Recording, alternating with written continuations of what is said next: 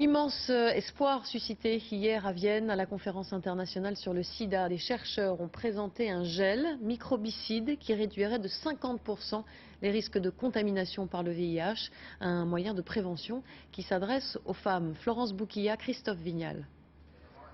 Ce gel vaginal contient 1% de ténofovir, un médicament déjà largement utilisé dans le traitement du sida.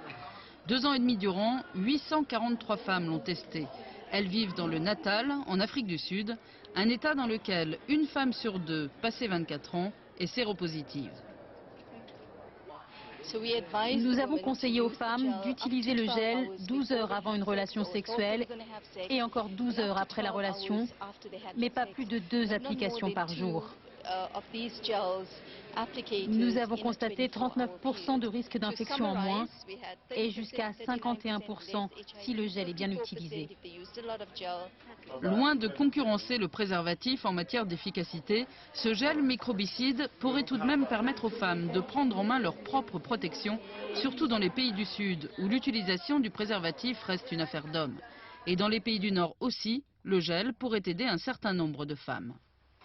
Ce sont les femmes qui, pour diverses raisons, ne peuvent pas utiliser des préservatifs. Donc les femmes qui sont soit contraintes par leur mari à avoir des rapports non protégés, ou des femmes dont le métier est la prostitution et qui sont contraintes par leurs clients à ne pas utiliser de préservatifs. Depuis 20 ans, les recherches sur les gels microbicides ont tout échoué. Cette fois, des scientifiques du monde entier commencent à y croire.